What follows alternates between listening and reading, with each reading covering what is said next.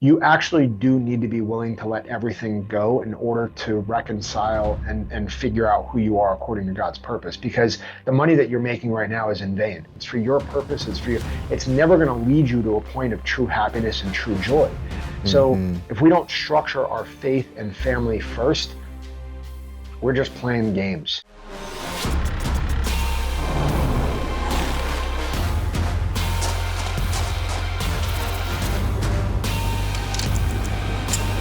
Welcome to the Mountain Tough Podcast, brought to you by Sig Sauer.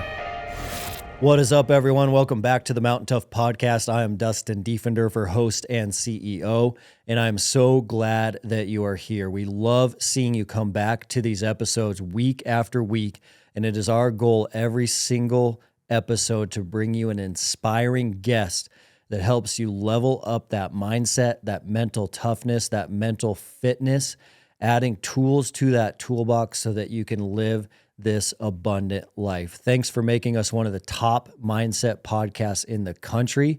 If you are a new listener or a loyal listener, it does mean the world to me to see your rankings and reviews come through on the show. You can do that anywhere you're listening to your podcast, but the rankings and reviews allow us to improve the show, and through the algorithm, they do also get these episodes out to more people so that we can transform more lives. Shifting over now to today's guest. This is a very special episode. On the guest today, we have Dom Raso. Dom Raso is a former Navy SEAL Team 6 operator. He's a tactical expert. He's an entrepreneur. He's hosting his own show now with Ironclad. It's called Dangerous Questions. It is a phenomenal show where it's Dave Ramsey style call in. So you can call in and provide him with your tactical EDC preparedness questions, and he answers those for all the listeners. Phenomenal human, phenomenal show. More importantly, even with all the special operations, combat deployments he's participated in, my favorite part about today's show is he's going to open up deeply about his faith today. So stand by for my conversation with Dom Raso.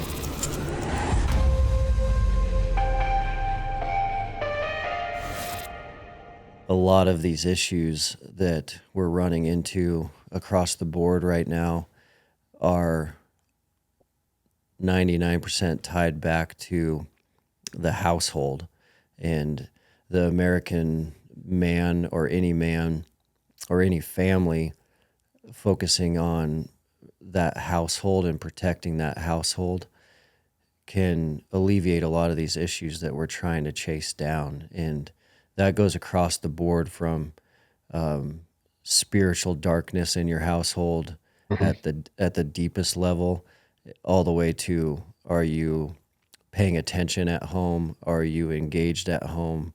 Are you present at home? So there's a lot that can be changed just by being there and being around for your family. And so picking up the gun is not always the answer if your family structure is not set up properly. Yeah, absolutely. And I mean, I'll just say the biggest glaring thing of my, 42 years of life at this point, of identifying where the threats are, because you have to have awareness to identify the threats. Then once you identify the threats, you have to do something about them. That's with every aspect of our life. That's with spirituality, physically, relationship-wise, career-wise. And I have deduced everything down right now at this point in my life, and I care deeply about the truth. I care deeply about positive outcomes. I care deeply about growing my faith.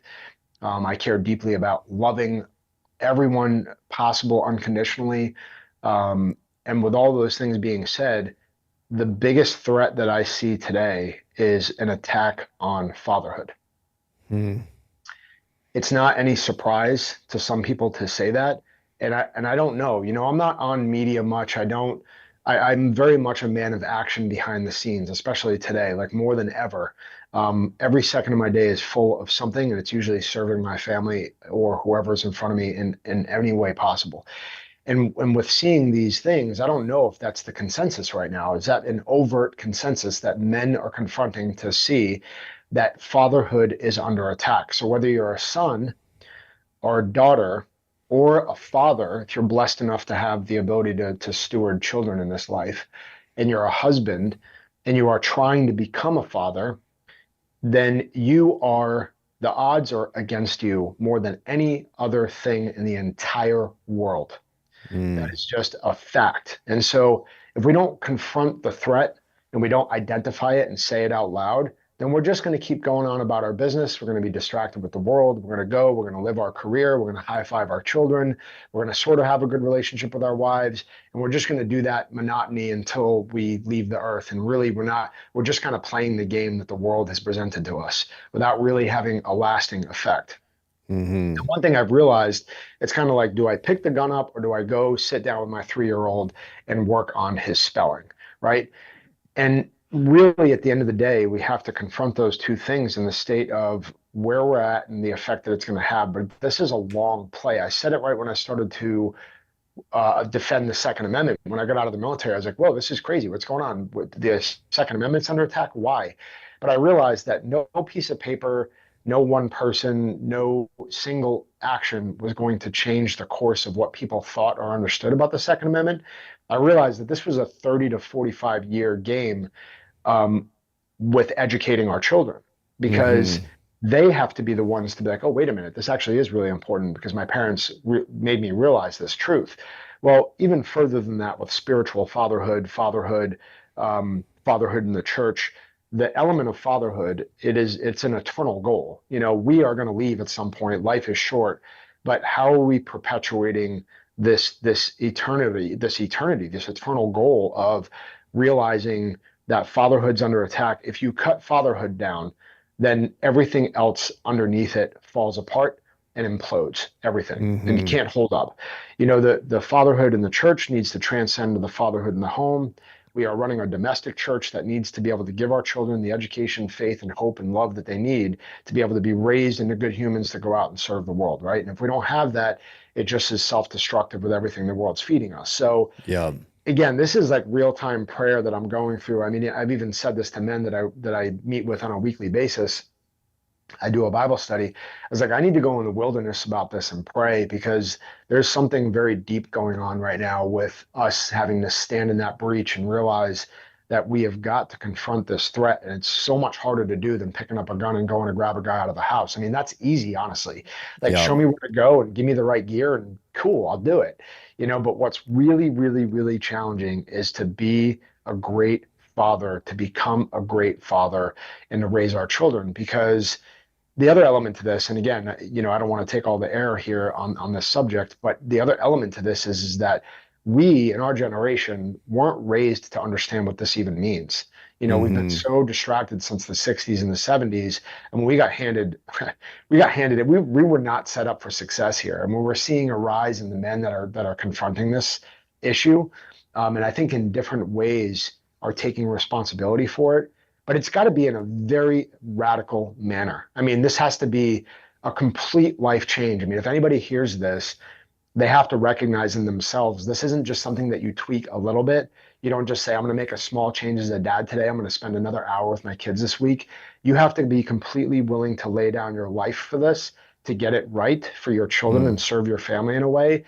And as men in this age, for us, I would say the threat on top of the threat is the whole ego, the mind, the self. So at the end of the day, what happens is that we have the threat on top of the threat, which is this idea of like, we're meat eaters and we're alpha and we're natural leaders and we want to go take action and we want to go lead. But that's to a fault, because it distracts us from the most basic things possible. And that's the self-denial of those roles in order to be a great father. Fatherhood's the most selfless thing that I've ever done in my entire life. Nobody in the world is going to give me credit for what I do extra for my children. And so there's this balance and struggle of the internal ego of like, well, I want the world to like me and I want likes out there and I want to be able to be stroked for everything that I've got going on. And even if it's not in that manner, it's this self-validation of what I'm doing is real and true and right. Meanwhile, while you're trying to fulfill that cup, you're ignoring the most important part of your life, which is your family that's at your very feet. And when we've been given the structure that allows us to do that without even thinking about it. In fact, we we validate each other for doing it. We're like, oh, great job, you're going out and doing these things. And we sort of whisper behind the curtain, hey, are you like okay at home? Is everything good? Like, do you have a good relationship with your wife and your children? And really, for me, I think at this point, I've recognized that I have to be willing to stop everything else and let it burn in order to do that really well. And, there's an element of faith to that I'm like, all right, God, how are you going to bring fruit to this? And I don't need to think about that now, but at the same time, it's really scary to think that you're going to leave all these things. And that's like a wife recognizing that Mm-hmm. she's called to be a mother at home. That's a big leap in today's world where everybody wants to go be individuals, but then really truly take accountability to the fact that, wait a minute, like this is the most important job that I could ever be given as a mother. I mean, it's such a blessing to steward and raise children that are at your very feet every day, looking at every action you take and everything that you do. They're mirroring your behavior. You are quite literally creating your household and your people under your roof. So it's a Yeah, heavy responsibility, and there's a lot to unpack there. But it is something that fires me up. So I love it. Yeah, and I love your perspective on it too, because you are becoming a multiplier and an expander. You're going through an expansion with what you're doing, because picking up the gun and running into the fight is just going to be you. But with this different perspective and philosophy, by focusing on your family and with the work that you're doing now, you're able to multiply a lifestyle change out to tens of thousands, hundreds of thousands of men, which has a ripple down effect and impact that is quite greater than you and 10 guys running into the fight. And it is a long-term play, but I think it's important that we're always paying attention to the heart of the fact that we're in spiritual warfare every single day, every single hour. And the enemy loves the long-term play, and he's trying to seek, kill, and destroy. And he's going to prowl around fatherhood like a lion. yep, But he doesn't care if it takes 10 years, 15 years, 20 years, 100 years to destroy fatherhood. So he's playing the long game, and by us focusing on our family, we're starting to fight more the long game as well. correct. Yeah, and the other element too that popped into my head is how many men like us that are so eager to find a level of brotherhood, engagement, validation, accountability, truth, all of the things that really make us tick, and all of the things that really fuel our fire to go into whatever aspect of life that we're doing with confidence, because that's what brotherhood's all about. Is I truly believe that today's modern brotherhood needs to be willing to fight for, protect, recognize, and encourage true fatherhood. So even a young boy that's in his teens, going into his 20s or figuring out what he wants to do in his life, a true brotherhood's going to raise that boy to be able to come up to recognize that fatherhood is the most beautiful thing that he could ever do. So Mhm. there's got to be this tie-in generationally to recognizing the fruits, the beauty, the blessings that come out of the opportunity to be a father, right? And not everybody's called to be a father. But I think at some point, especially if I'm speaking to men, that there is two vocations that really should be considered regardless, is that it's either spiritual fatherhood or physical fatherhood. And I think Mhm. those two elements, like if you're not seeking one of those two things, I don't know what else we would do as a fundamental foundation of our calling, and God's purpose for our life is that, of course, the first commandment in the Bible is be fruitful and multiply, right? Right from Genesis. It's like, we're called to recreate and procreate with, you know, this life to be able to raise a child. I mean, it is the most fruitful thing that I've ever done in my entire life. And it's shown me a lot of the purpose of what God's asking us to do through having to learn Mm. this patience and this upbringing. Is like every father knows, like, it's very challenging. It's like there's things that you learn along the way that you had no idea about, but that's the beauty of God showing us internally, like what he's expecting of and does for us, the Hmm. love that a father has for a child. You start to recognize a little bit about like, oh, wait a minute, like that's how much God loves us and beyond my understanding. So Beyond, like yeah. we have to crack that open and really expound it. There's so much to learn from that, but it is very real. And I would be missed if I said it wasn't. Hey guys, there are a lot of trends out there. And one trend that I've personally found in my own life through experience that has been a game changer is cold plunging and cold water therapy. The benefits for me have been off the charts when it comes to two main categories: the physical inflammation reduction from cold plunging every day has been a complete game changer. But my favorite part of cold water therapy has been the mental aspect, the mental clarity, the stress reduction, and most importantly, the ability to build mental toughness every day in a very simple way by just forcing myself to get in that cold water has been a drastic improvement that is easy, fast, and efficient. I've tried countless different ways to access cold water therapy, from the redneck version horse troughs to building my own cold plunge system off Amazon parts and pieces. Every time I've tried that, it has been a disaster until we found Ice Barrel. Ice Barrel is the most advanced barrel design on the market, and they have the most advanced high-tech chiller on the market as well. I've met the CEO, I've worked out with the CEO, we've had them at the lab.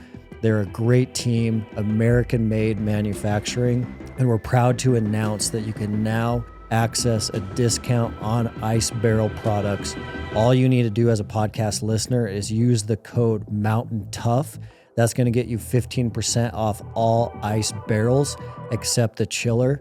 Again, that's Mountain Tough, all caps, all one word, on icebarrel.com. You've been listening to the Mountain Tough podcast. Can we spend a little time unpacking your testimony? I have gotten the sense that like your faith seems to get stronger and stronger every year, every day. But I'd love to hear kind of how that started for you and how that's kind of matured, especially over the last couple of years. Yeah, when you look at the purpose of our lives all the way back from when we can remember, when you truly recognize that God is working in your life, when you actually have that like moment of, oh, okay, this has been working this entire time, whatever challenges have we been through as a kid, in our careers, all of the obstacles that we've been through, all the adversity we've been through, we realize that it was for who we are today, right? Everybody can say that, recognize it, because it is true. And I Mm-hmm. think looking back for me is like I've always had, a level of faith on my heart, but I never truly recognized who God was.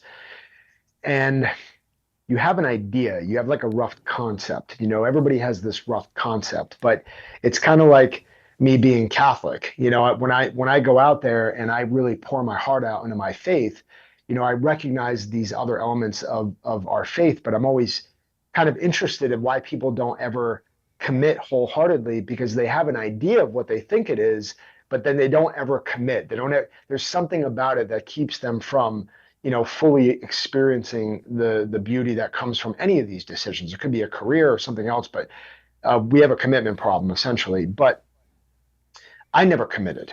I never Mm-hmm. really, I never took it seriously, and I never looked at God that way until I had these experiences where I lost my mother, the helo went down. I've got this story like in detail because I could go very, very deep into this, but Yeah. I went to high levels of intensity in my career at Dev Group. I really experienced the fullness of physical, spiritual, mental engagement. I was pressing as hard as I knew how in all different directions. So I'm testing myself. I'm getting tested from all different elements.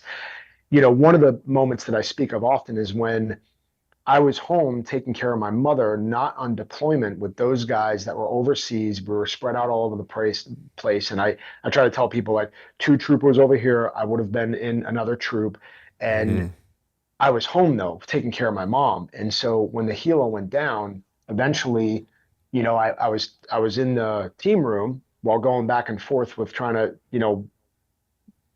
do the best I could for my mother, but they didn't know that I was in that squadron. And so what Yeah. happened was when I was recalled, I took a drive into work trying to wrap my head around what was going on. All I know is as I got recalled, and when I was sitting there, everybody was scrambling. It was like this chaotic scene that you'll never be able to really fully understand or recreate. Mm. And I'm sitting at the table just staring at the wall of all the names that are up there. And I'm just still, and it just feels like everything's buzzing around me. And somebody just comes up to me and is like, hey, you need to figure out. I was in a space of like, they said, hey, if somebody's knows anybody in gold, then sit here. Right. And Mm. so I was like, okay, well, I'm going to just walk in here like a zombie and sit down. And somebody came up and slapped that paper in front of me. I was like, hey, you need to figure out who you're going to go notify in a very matter of fact manner of like, we just got to get it done. And so when that happened, it's like time froze still, and I'm Mm. staring at this list of all these men that I trained with, fought with, slept with, ate with, and everything. I mean, these men that I just knew, with all my heart. And I'm staring at this list like, what did you just ask me? Did you just ask me to pick a name? And I sat there and I don't know if a minute went Man. by or 30, but it was like somebody had to kind of snap me out of it, like, hey, what are you going to do, or how can you help, type thing. Man. And I don't know if I like leaned over to somebody next to me and kind of like tried to explain that I was like, hey, these are my guys. Like I obviously knew some and worked with some and trained with some more intently than others, but it was a paralyzing thing. That was almost like I had to have somebody tell me what to do. You know what I Man, mean? just Like, froze. just pick somebody for me because I don't want to make that decision right now. Mm-hmm. I wasn't even in a state to process that. So during this time, the reason I bring that up is because God permitted this moment for me in my life. And it was so intense and it was so just overwhelming that began the journey of, then my mom passed away shortly after that. Then I had to go home and bury her. Then I was going to funerals every day. I mean, there was a point, I think maybe 10 days straight, where it was back to back to back. They knew they had to set up the funerals that way so we could make it to as many as we could. So I was on a Unreal. flight, out to Maui, and then getting on a flight back and going to Tennessee. I was doing everything I can to jump on a plane, a bus, jump in a cop car, a taxi, an Uber, whatever. Like I had to make the timelines as much as I could. And there were some that I couldn't make. Mm. But I was in this whirlwind of funeral after funeral, and I'm going to all these churches and I'm going to all these families, and I'm experiencing all of this loss, this deep loss. And I remember going up into Arlington, which is where they had one funeral for 13 guys. And that was where we had a chunk of them. So they still had some memorial services, but they still had the funeral there. And I was walking up there and I just remember asking myself, like, why, God? Like, why is this happening? And what is my purpose now that I've been shown this? Like, what do you want me to do with this? Because you're left, and I think anybody could say that they've experienced some level of this in their life where they're shown something like this. And that intensity for me could have been the same intensity somebody feels with some other circumstance in their life. It's the way that we're built, it's the way that we're going through life on our different journey, but it doesn't mean the intensity is any different.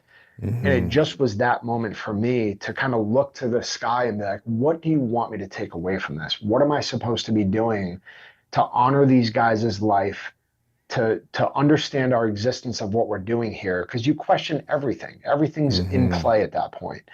And so I think that sparked something in me. And it was a matter of also just being in these churches and being in these families and being in these settings in such an intent, high pace that I really deeply asked the question, like, what is the connection to all this and what am I supposed to do with it? And that led me down a road of a slow journey of going back to the church. And Mm. everything about what I've done has felt absolutely right. Like everything, every step that I've leaned into it to be like, you know what, I've talked about this before. baptizing my children was very, very important to me. For some reason on my heart, it was always just something that I knew that was right and true. And so Mm. when I started to follow through with that, I went back to the church and I said, hey, and if I were to recreate my mental attitude, I'd be like, hey, what's going on here? Like, I want to baptize my son. Like, can we just high five and like make this happen? Sounds really cool. I know I need to do it. And that is what I appreciate about the beauty of the church so much is that we always talk about holding the line. And we actually, Hmm. when we start talking about doing that, like, well, what's the line and what are we actually holding? Well, when we unpack that, the church has been holding the line of these standards that have been created since Christ walked this earth. And that's the beauty of all that have unfolded right in front of my very eyes, because I was like, hey, well, I want to baptize my son. And they're like, well, you're not married in the Catholic Church. And for me, it was this moment of recognizing all of the truths. And believe me, I've heard all kinds of stories. We've all got different backgrounds and understandings. And there's going to be a lot of people that listen to this that can relate to what I'm saying, both on the Sure. side of not understanding and the side of understanding. But ultimately, it was recognizing that it was because of that line that was kept this entire time that I was being put in a position where I actually had to confront who I was and what I Mm. did. And Yeah. so knowing that I was put in that position to be like, wow, okay, there is a standard here that somebody is keeping, and it might be imperfect. It might be Mm. an imperfect way, but we struggle as men on this earth to go through that process. And it was very, very superficial for me at that point, but it was a deep cut to the heart to recognize that something was off about the way I was living. A I wasn't standard. able to go and baptize my son wholeheartedly in a way that seemed in alignment with where I should have been. And that was absolutely the truth. So I walked out of there like, wow, I have a lot to change in my life, and I have Mm. a lot to fix. And so as I unpacked that day in, day out, confronting through some prayer, I actually just talked to my buddy Brad Haynes last night. We were at a party at the NRA show, and what is it? John Rich, I think, Yep. one of Yep. the country singers. Where I Yep. went to one of his houses and doing a concert, and this guy Brad Haynes came up to me, just met this guy, and all of a sudden we're in the midst of this huge party, and he starts talking about God, and it was like this spark of he sent me a Bible, he sent me some things about how to pray, and this is around the time after that, and so all this stuff starts to unfold, and God is just sending these ways to form my heart like He does with all Hmm. of us. Yep. And I think that that's the progression that slowly started to work on my heart. But I saw that it was good and I saw that it was true. So I leaned into it instead of running away, which I think is a key thing about redeeming men and giving men what they need to truly become who God's calling them to be, is to get rid of all of the things that are holding us back to doing that. And Hmm. I mean, it's everything from hanging around with the wrong people and drinking and focusing on the wrong stuff and porn and everything that we know that distracts us and pulls us away from reality, the reality of who we could be. And I'm getting goosebumps right now because I think back, I'm like, if I had the heart that I had now and the level of faith going into the teams, I have Yep. no idea what I would have been able to accomplish. I mean, it would have been, I wouldn't even have been the same person, Yep. would have reached such higher levels without pulling myself away in all these different facets. So I Hmm. say that, and try to compress that journey down, but it's pretty much led me to where I am today, which is an unwavering and relentless pursuit of who God's calling me to be each and every day. And as much as I've been out there in media, it's been a continuing pull away from that to be like, okay, every bit of what I have going on, like this is awesome because I love what you guys do. I love what you stand for. We get to talk about faith, and we have a small network of people, but ultimately, like it's got to be strategic because we can waste our life away sitting here on the phone, just doing this all day long, and it's Yep. an extreme threat. It's an extreme threat. I've used a ton of Bluetooth speakers over the years, and they all have never quite had enough output for me to really have an awesome home gym workout on a Bluetooth speaker. But the Turtle Box is in a whole new ball game. They have leveled up this product, so the bass and the output you get out of a Turtle Box is quite amazing. It's funny how we started using them at the lab. We had an awesome sound system at our new lab here in Bozeman. We were using it so much, we actually blew our brand new system out. We went right to the turtle boxes. And so we paired two together in the lab. And that was a lot of output for the Mountain Tough team and all of our testing to have phenomenal sound in our gym for a great workout with great music. We know there's a ton of Mountain Toughers training in their basements, in their garages, and I know a lot of you are looking for great sound to play some music in the background to your MGDs. This is a great product for you to check out. Turtle Box is at a whole new level. The bass and the volume you can get out of that box. It's a sweet product. You guys can check them out at turtleboxaudio.com. Use promo code TOUGH for a free Turtlebox hat with the purchase of a Gen 2 speaker. The hat must be added to your cart before entering the promo code TOUGH, TOUGH. You've been listening to the Mountain Tough Podcast. I mean, if any man out there listening to this is not taking what they do on their phone on a daily basis seriously, like you're already losing, you know? Yeah. And we have to take control of that. You know, it's just an example of what we are recognizing in ourselves, which is part of that journey to ultimately give it to my kids. And if I don't radically make a change to myself, I'm just going to perpetuate the same things that are okay to my children. Just like this in my kitchen, and be like, you know, and my son comes up to me, he's like, "Hey, Dad." I'm like, one second. You know, Yeah. I mean, the next thing they're doing is running around the house with a Lego square going 1 second. They model everything. And we need to take that to a seriousness that we've never really done with anything before, because we are, you know, under attack. And I think that's what that journey of faith has shown me, is that every time I step into it, it sucks because I have to confront something of myself. It sucks. I mean, it's a never ending journey of being like, oh, I have to stop that, don't I? I have to stop doing this, don't I? And you can look away from it, or you can continue to go, you know. And I always say, this is the games that we're really smart. We're really smart at playing games with ourselves too. And I'll give you one example of like this faith journey. Is I was doing a medical lab at one point, right? So we have, you know, different things we utilize for medical lab, right? Different animals. Well, when I was going to do that medical lab, you know, I was getting ready to walk into church, and I asked myself the question. I was like, I wonder if this is ethical and moral, like according to God's purpose, right? I'm not a theologian, and I'm sure there's people that have studied this in the context of biblical scripture and tradition and of all these things, right? So I know what I want to do, but once the thought popped into my head, I said, you know what? The instinct of my man heart said, I'm just going to wait till the course is done, and then I'll ask the question, you know?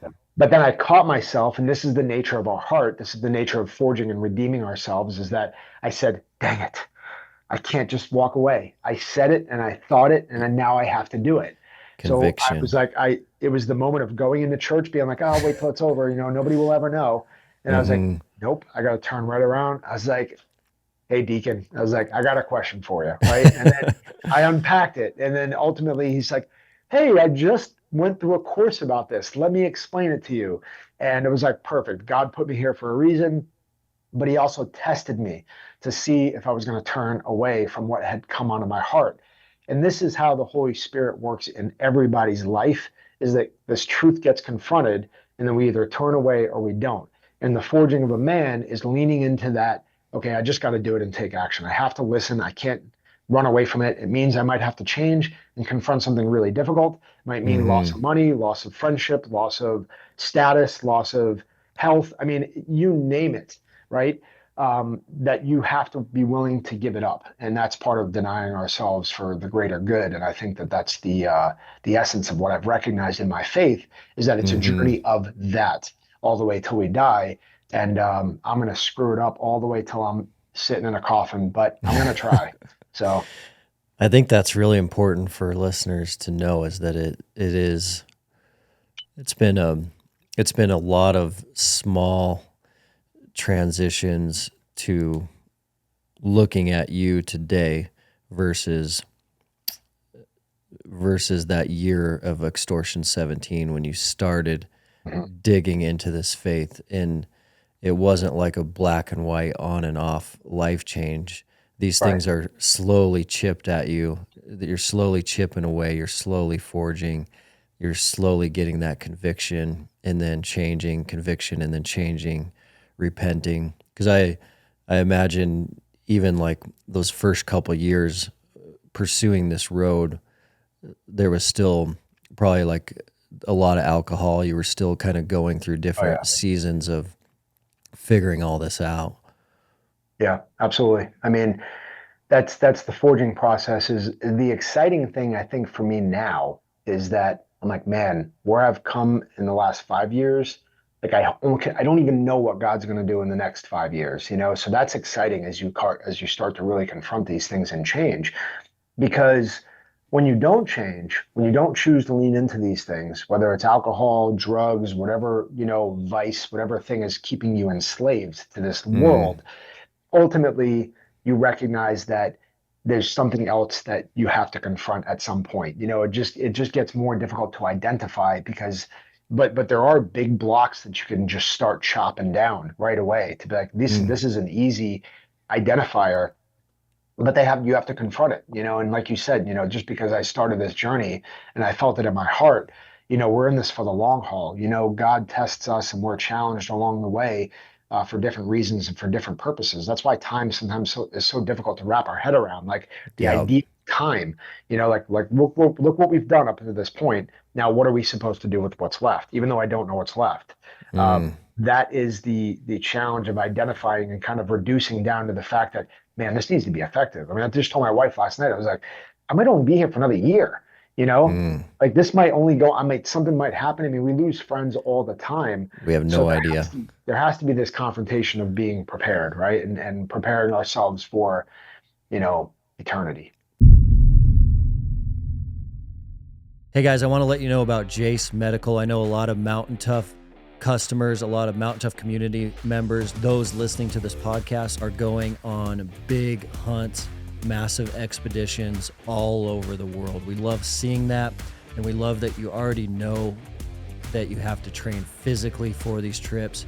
You have to train with your weapon. You need to be proficient with your weapon, but an often overlooked area of these expeditions is your personal medication. We actually just got back from a trip like this. The Mountain Tough crew went to Kyrgyzstan, and we needed the peace of mind of a customized medical kit that we could take with us, and we needed it at the exact time for this trip. So we went with Jace. We got our Jace case sent directly to us. We were able to grab it, open it up, throw it in our Kyrgyzstan pack, and take it with us. It gave us the peace of mind that in these international environments, we were going to be covered when it came to infection, GI issues, and anything else we were going to run into overseas medically. So check these guys out, an amazing company. The Jace case is going to come with 5 antibiotics that cover the 50 most common illnesses that you're going to run into anywhere in the world. But additionally, there's 29 add-ons that you can choose to customize your kit. So you can throw things in here like ivermectin, EpiPens, anything you need to customize it personally for you. So check these guys out, an amazing brand, amazing company, very practical for the Mountain Tough community. All you need to do is go to jacemedical.com and use the code MOUNTAINTOUGH at checkout.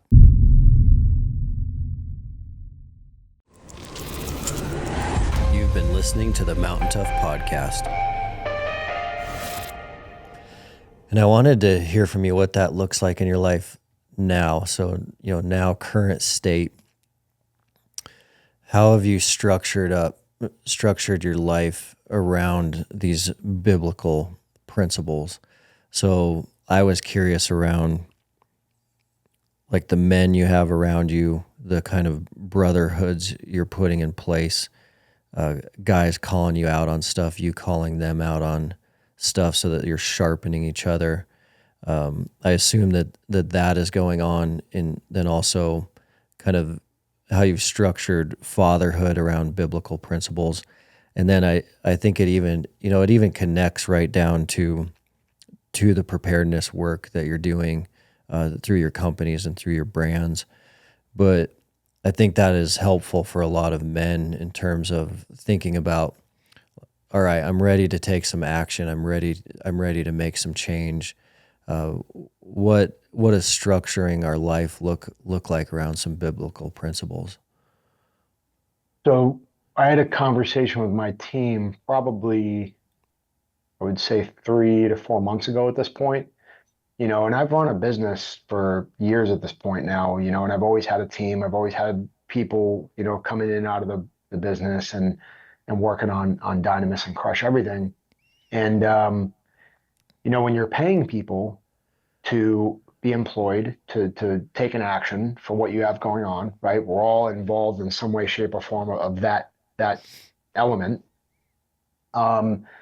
It's interesting because you start to recognize, like, okay, well, especially when you're struggling, when you're having a hard time, or when times are tight, Yep. you're really pressed at trying to figure out, like, the checks and balances of things. And even though my faith was growing earlier on, I mean, I am not the same leader today that I was 5 years ago, 7 years ago, whatever the case may be. But when you have, money coming in and money going out, it's very black and white. And you're kind of like, well, if I'm giving you this, it's got to produce this. And that was a mindset that I had slightly underlyingly as a business owner. You kind of have to in some ways. Mm-hmm. But what really changed about me a few months ago is it was growing on my heart, but I kind of recognized it even further, is that for me, I started to say the priority of faith, family, brotherhood, and business Mm. in that absolute order. Like, there's no question about it. I don't think that I'll waver from that till the day that I die. And when I was on a team meeting, I actually said that to my team, and it was so hard to get out of my mouth because I'm telling people that I'm giving a paycheck to, this is the priority that you need to be living. And if I'm not able to lead a team and say that as well, then I'm a liar. You know what I Mm. mean? And this is part of, like, I want to say, well, I paid you to be here and this is what you need to be doing.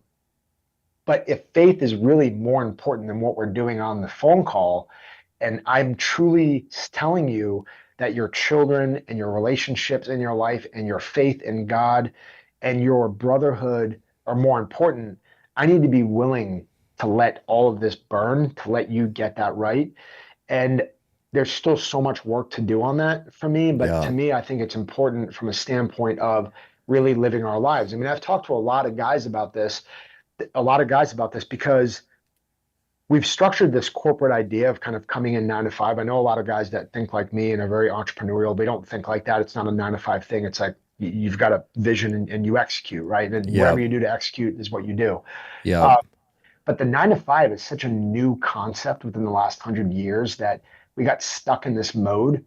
And I just challenge people to get out of that first, to be willing to serve what's in front of you. And I'm not telling people to go and do something foolish. But what I am saying is that if you're just holding your life together because of a paycheck, but your faith is in the toilet, I really do believe that this is why it's called faith and why you have to have hope in that process, because you actually do need to be willing to let everything go in order to reconcile and figure out who you are according to God's purpose. Because the money that you're making right now is in vain. The Yeah. money that you're making right now and taking in is in vain. It's for your purpose. It's for you. It's never going to lead you to a point of true happiness and true joy. So Mm-hmm. if we don't structure our faith and family first, we're just playing games. We are just playing games. You're out there, honestly acting like a teenager, just fulfilling your goal, and you're just going around and around and around. And I have no problem calling people out now. And I don't, from a standpoint of brotherhood, I really do my best to not surround myself with people that are going to pull me more into that, but lead me Mm. further away from it. And I do have a brotherhood that's local. All of it stems from that idea of neighborhood and church community, right? I think Mm. that's where our start needs to be able to solidify and bring those things together, to hold each other accountable, to have biblical standards and principles that we live out daily. And this isn't just like, hey, we want to check in the box and make ourselves feel good. We're literally holding each other accountable. If something's off, we're picking up the phone, we're showing up to each other's houses.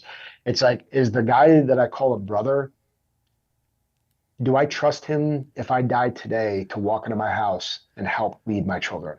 Mm, Like yeah. that is something I can't say about the teams. You Mm-hmm. know, there were probably 2 guys out of 20 that would have been like, I'd leave you with my kids, you know? And that's not good. That's not Mm, good.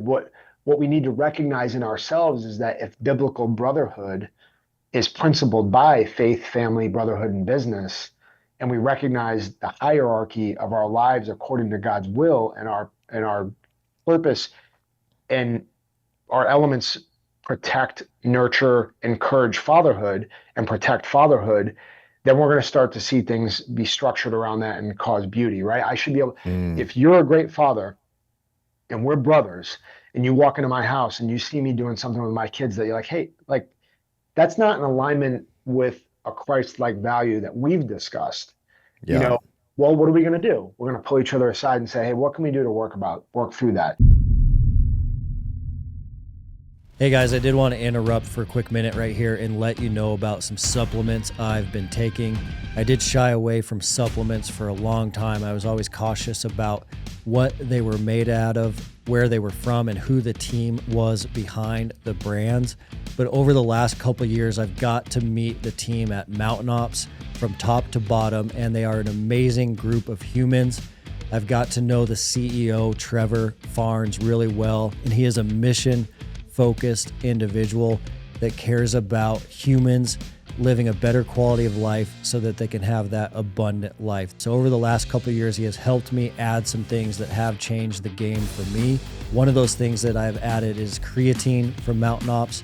It helps me maintain some muscle mass, but also it's a big player in cognitive function, one of the most researched supplements out there. Also, I've added reds, greens, and protein, all from Mountain Ops. What I found as a busy professional, always on the run, I do eat a whole foods diet for breakfast, lunch, and dinner, but on the go, it's hard to get enough vegetables, fruits, and protein. So I've added that from Mountain Ops, and it has significantly changed the game. I can feel it in my performance. I haven't got sick for a long time, and I can certainly feel it in my mental clarity as well. The last thing I've added is the Mountain Tough Hydrate product for the backcountry, for hunting season. When I'm in the hills, I do run short on those electrolytes. We even have a Mountain Tough flavor, the Mountain Tough Lemon Lime Hydrate, and that is a game changer for hydration in the backcountry. So I keep it really simple. That is all I've added to my protocol, and it has certainly helped me, and I certainly believe in the team and the culture behind Mountain Ops. They have started an initiative that's been around for a while called Conquer Hunger. Conquer Hunger is giving meals to hungry kids that aren't getting enough food, and they've given out over 6 million meals plus to kids through their Conquer Hunger initiative. So every order that happens at Mountain Ops, a percentage of that order goes to Conquer Hunger. So certainly an incredible company, an incredible culture. As a listener to the show, you do get an exclusive offer to Mountain Ops, so make sure you check that out. The offer is incredible as a first-time purchase at mountainops.com. So build your order if it's your first time. They are offering you a 20% exclusive discount. All you need to do is enter the promo code MOUNTAINTOUGH, all one word, all caps, for 20% off your first order at mountainops.com. You've been listening to the Mountain Tough Podcast. One thing I've said over and over again, which I think is really important, is that the brotherhood that we started here in Virginia Beach was founded on a spark of relentlessly seeking the truth over all other things. And so if you have that loyalty to the truth, then it doesn't become just about you and me having an issue. It doesn't become, we can get upset with each other and we can disagree. But if we both said that we were going to find the truth, then me and you need to turn this way and look for it. Yeah. And then eventually it will be revealed. And maybe you and I scratch our heads for 10 years, like, what the heck? Like, we haven't really even figured this out. But it's the journey to figure it out that brings you closer in alignment to what the values are. Because I think in today's culture, the easiest thing to do is just disagree and walk away. and say, I don't agree Mm-hmm. with you, you don't agree with me. And I've had some really good people in my life that were willing to dig deep and find the truth. Um, and this is kind of like what leads me to go back to faith as well, is that it's really hard to align in brotherhood and relationship if you're not aligned in faith and values. I Yeah. mean, I can't tell you how important that is. I mean, it's so important because we can the three types of relationships, right? There's virtuous, there's pleasurable, and there's utilitarian, right? Those are the three categories. I'm sure there's some variables in between, but for the sake of the conversation, those are your three. Well, I was even talking to a priest, and in seminary, they don't necessarily say that the utilitarian and the pleasurable are bad. They don't say that those are inherently bad. But what they do is they hold the virtuous relationship in the highest regard. So Mm. if we're in search of the highest and best use of our time, value, relationship, and brotherhood, it's not that we can discount these things, but they certainly shouldn't be the focus. Mm. The focus should be on the virtue of somebody that's going to come into my house and say, you can be a better father, and I know you can. Change or else. You know what I Yeah. mean? Yeah. And so if all we do is focus on the pleasurable one because you want to go and watch your football game on Sunday and you high five each other and there's no real accountability and you just go to each other because it feels good, honestly, Mm-hmm. that type of relationship to me at this point sucks. I have no interest whatsoever in going to hang out with people just because we're going to go stroke each other's ego and not really dig deep into anything. Because I'm not going to change through that experience. What changes me is true virtue. And I think that it's just me explaining a lot of what I hold important because that highest regard of virtue is what we should be striving for with other men, with other Yep. people, other relationships, and that helps us rightly order our life in order to our faith, our family, our brotherhood, and our business. Yeah. So when we get down to the utilitarian purpose of, why do I have a company? Well, because I had a profession that I loved doing. I loved creating low visibility gear and reduced signature stuff. I wanted to be able to defend people's lives in a situation where we were stuck out in town and a guy pulls a gun out and is like, well, God clearly gave me these skills. I have to be able to do that. So I love building gear. Let me start a business. And then with Mm-hmm. that journey, even today, I pray every day, Lord, how do you want me to steward this business for the greater glory of what people are doing, right? How do I do this in a faithful manner? Can I arm somebody faithfully to give them the gear they need, to give them the mindset they need to say, love God with all your heart and love the people around you. And when that's threatened, we have every right to sit there and defend what we hold dear, right? Because we love what's Mm. behind us. Evil presents itself, it's a real thing. I just happen to be in a business that does that. And it's a utilitarian at the majority of it. Yeah. I've been trying to add more and more faith to it, but I think from a standpoint of my growth, that's a daily prayer. How do I Mm. do this well? How do I do it faithfully? And I think if we're growing in virtue, we should be asking ourselves that question if we run any business or steward anything in this world that's making an impact and or affecting people's lives. So I know you asked a lot about, what's evolved and how I structure my life, but I think that's a key element that I would challenge anybody to really look at. How are they ordering their life in the standpoint of their faith? What's your Yeah. faith in, and where's your faith leading you? I mean, that's a serious question for anybody, whether they have faith or they're faithless. I think it's Mm-hmm. important to regard whatever that path is for you, to recognize it. And one last thing I'll say, my wife and I, we have been so adamant about this, through prayer. The biggest thing that we've been saying to each other lately is that we'll know them by their fruits. And this is something that is deeply impactful in scripture, is Yep. that we are to test everything that we are involved with and we are to know them by their fruits.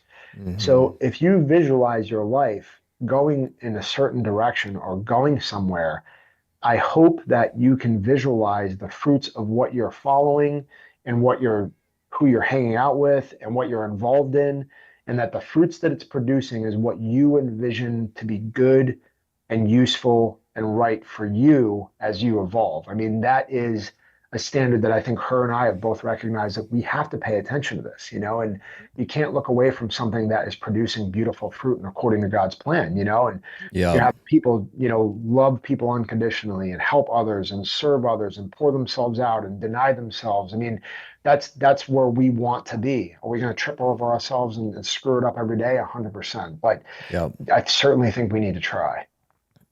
Yeah, that was where you started was really convicting for me, where you talked about the faith at work. I think, a lot of similarities there with Mountain Tough and being small business owners. And certainly when things get tight, it is easy to go kind of down the black and white business road. And then business, especially I think businesses like yours and mine, they can become idols pretty fast, and they Yep. can become our identity real fast. And when you put that connection with identity and maybe it being an idol into a financial pinch, which we're all going to go through as business owners, then carrying that faith to work every day can be quite difficult for sure. Absolutely. But prioritizing faith is number one and business at the bottom of that priority list. That clarity is super helpful. And I was interested related to that. How do you navigate your coworkers, your employees, your team as a small business owner over the years regarding, have you had difficulties with those that are faith-based and those that are not faith-based? Yeah, that's a great question. A lot of the spark of change and the talk about the journey again, trying to abbreviate everything in this conversation, but a huge heart, a huge part of my heart changing was somebody that I was really close to opposing the view of faith that I was currently experiencing. And Mm-hmm. once that happened, it was like, whoa, I thought this guy was my brother. I thought he was really close, but it was for some reason, God permitted faith to be the spark. So what that did was led me down that rabbit hole of like, okay, Lord, what is really true here? Like, show me what I'm supposed to be doing here. Because I just lost somebody that I was really close to, and I'm trying to scratch my head on why that happened. And so as I started to go down that road, what I had recognized in the business aspect of it was really hard to align these things when you weren't seeing eye to eye. Well, I was trying to recreate like a mini command when I got out. I mean, I really was. I had the facility, I had everything was structured around, living like we did in the teams. It was Yeah. very, very, very close knit. Well, that doesn't work when you don't have people that go through the same selection as you do.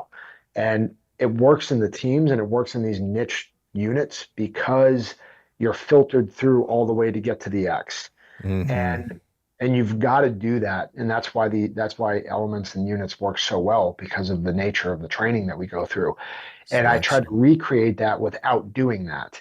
And so because we weren't necessarily aligned in those values in that selection, there were a lot of oppositions, right? There were like a lot of friction in the beginning because I didn't really know what I was doing. I was trying to build this thing.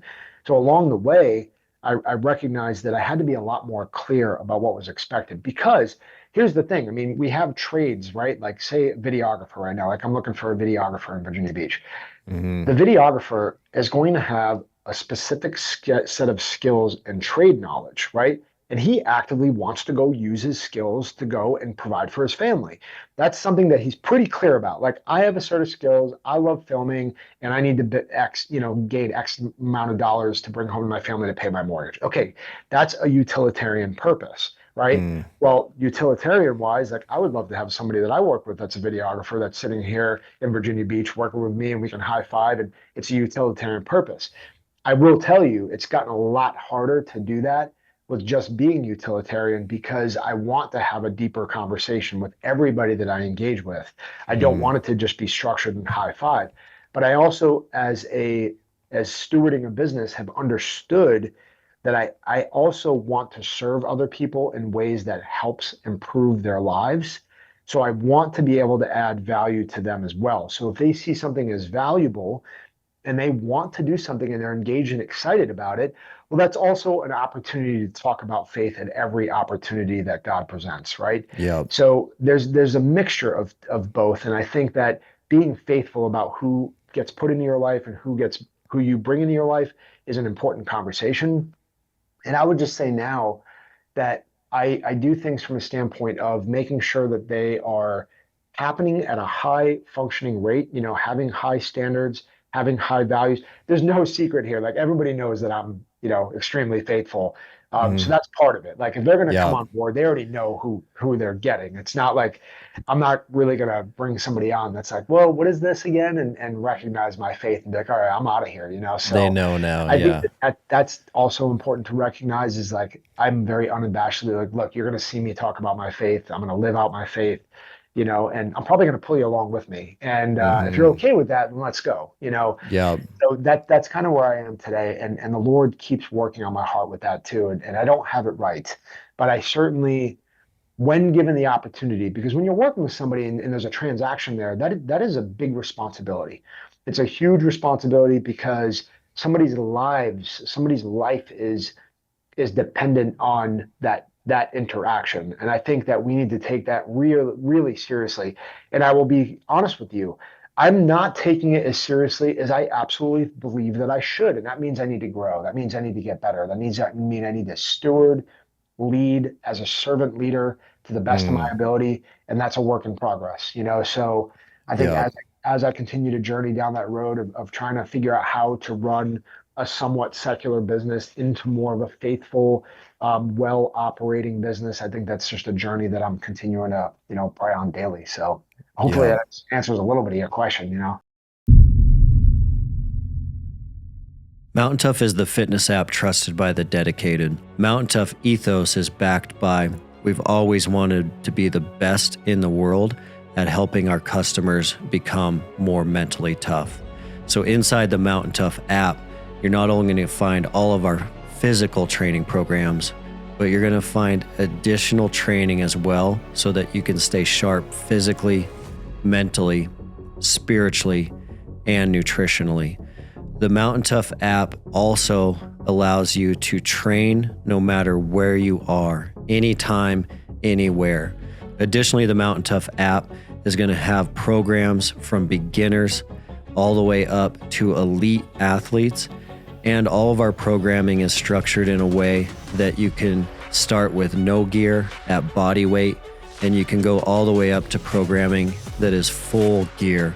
So you can do that in a robust home gym or your local gym. There's no excuse for you not to start today. With Mountain Tough, you can conquer your goals with the ideal program for your lifestyle and schedule. Train with equipment or just your body weight on your phone, tablet, TV, or web browser. Most importantly, Mountain Tough will help you train your mindset so you are always ready for anything life throws your way. Mountain Tough is offering the Mountain Tough podcast listeners an incredible offer. 6 weeks free on the Mountain Tough app. All you need to do is use the code MTNPOD to redeem your 6 weeks of training. That'll be a 14-day free trial plus a whole additional 4 weeks of training. Just go to mountaintough.com and enter code MTNPOD for your 6 weeks free on the best-in-class physical and mental training app.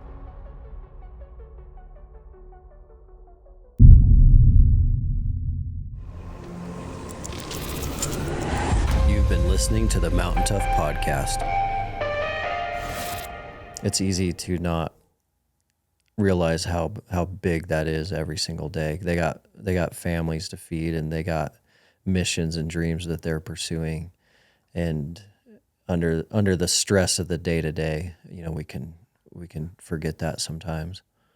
Yeah, absolutely. And I need to do it more. I really do. I mean, I want to provide a great opportunity for people because the one thing I want to be clear about is that faith, family, and brotherhood is before business for me. Mm-hmm. So it's like if I'm open about that and I confront that right off the bat, when they see me not here because I'm with my family, they know that that's the case. They know that I'm at church before I come into work because that's the case. There's Mm-hmm. no resentment with the fact that like Dom's just not going to be here sometimes because he wants to be with his children. And as long as they know, like, hey, you're here because you want to be here in this specific role, and we can both help each other get to where we want to go. and we're good with that. And as long as everybody is happy and understands and is clear about that, that makes me happy. And in the meantime, I want to continue to grow as faithfully as possible, leading by my example and doing the best I can. I think if I lead by anything, I'm always with my family, always, always, Yeah. always have my children with me. And I do everything just with them, very radical way. I'm not really with my family without my family too often. So I love it. This has been incredible, and we are almost out of time, Dom. But in closing, I wanted to definitely hear a little bit more about your new show. Had the chance to jump on there with you and ask you the question about grizzly defense, but it's really cool what you're doing. It's awesome that you're working with Ironclad on that. But just so everyone knows, how did that happen? What's going on with Dangerous Questions? So Dangerous Questions was kind of the spark of me really wanting to add value to people's lives. We often, you go to bed or you're thinking about something. I've been through so many different experiences where I know that God has allowed me to see that people can't understand it like I can. People don't know how to deal with a threat like I can. A threat pops up and it's so second nature. I get excited about having to create a solution. I mean, really, if a threat popped up right now, I'd be like, yes, like, what do I get? Okay, my brain just goes into figure it out mode. So Yeah.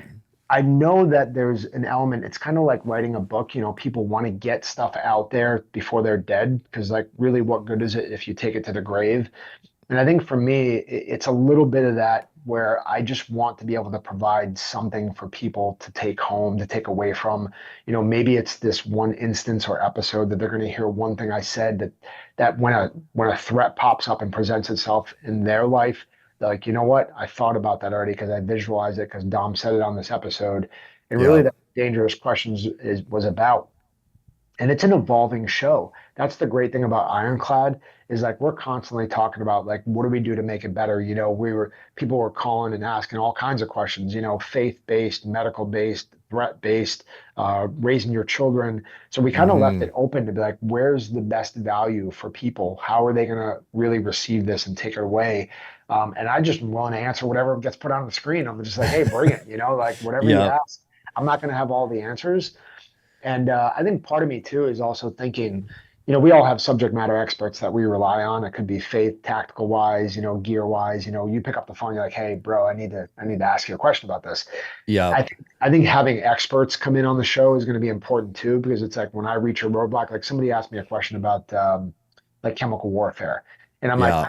tactically what I would do, but there's some elements of that I'm sure that somebody would way more geek out than I do with like what gear and what to do. It's just like I'm not like a prepper where I've got like a whole bunker full of like Gas bios. masks. Yeah. So I'm sure somebody's got that dialed in. I'm like, all right, Lord, you got this.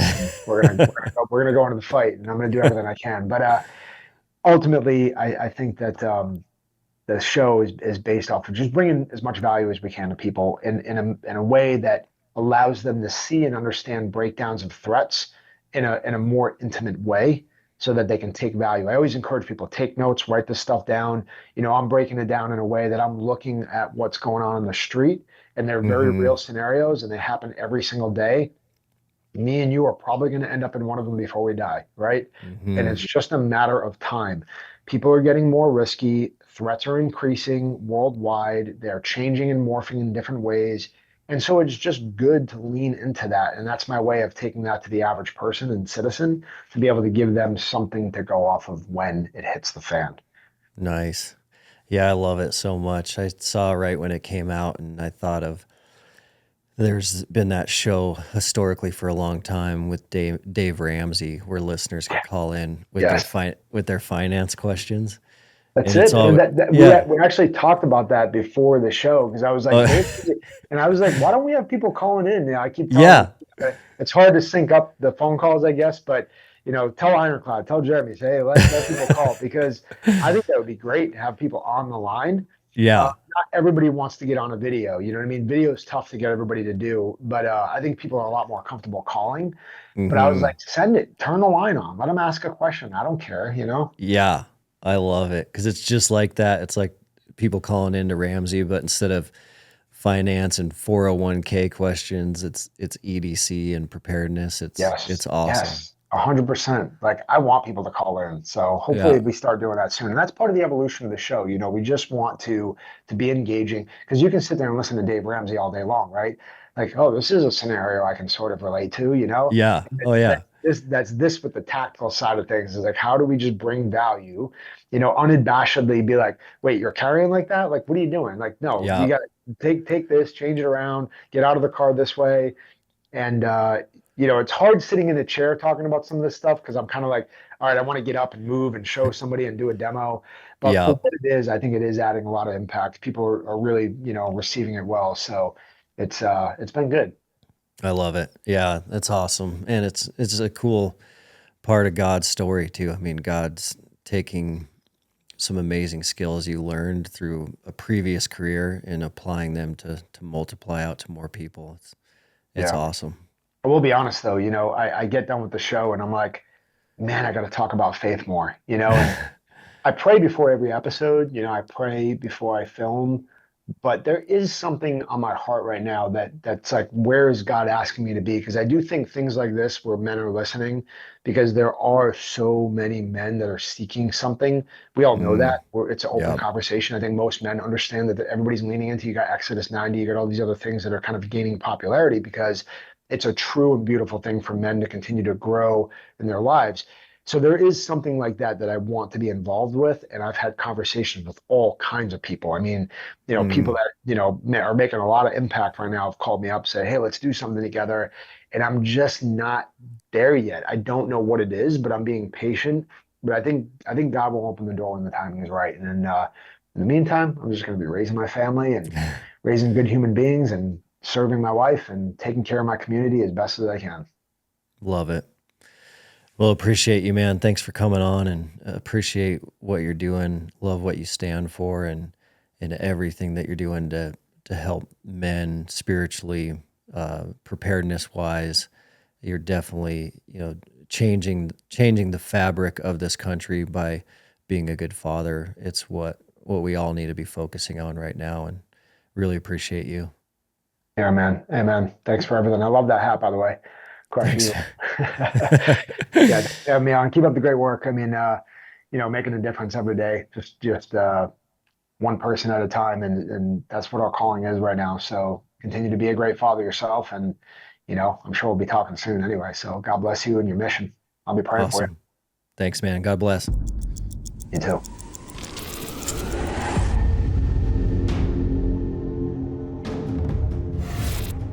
Thanks for listening, everyone. What a phenomenal conversation with Dom. He is a special, special human. His tagline is crush everything. I do want you guys to check out his equipment. The stuff he makes at Dynamis Alliance is phenomenal. So if you are looking for any tactical equipment, any gear, any blades, he has some very, very phenomenal high quality stuff. So check him out. You can just go to @DomRaso on Instagram or check him out at crusheverything.com. And remember, every single episode, we are looking for that golden nugget. What can we take away? What can we apply to our lives right now to live this abundant life? He laid out a lot there on the table for us to process, but the golden nugget for me today is he talked about as he matured, he got to a point in his life where he had to put faith above everything, and even sat his team down and talked about that. So he sat him down and said, look, you know, business is not my number one priority. Even though you're my employees, I want you to know that it's faith, family, then business. That is a huge, huge maturity point. I loved hearing him articulate that. Think about that, meditate on that. Think about how you can apply that to your own personal life right now, this week, this month. Major, major game changer. Thanks so much for being here. Thanks so much for plugging into these episodes week after week. We will continue to bring them to you. Love you guys, and we will see you on the next episode. Thanks for listening to the Mountain Tough Podcast. We'll see you next week.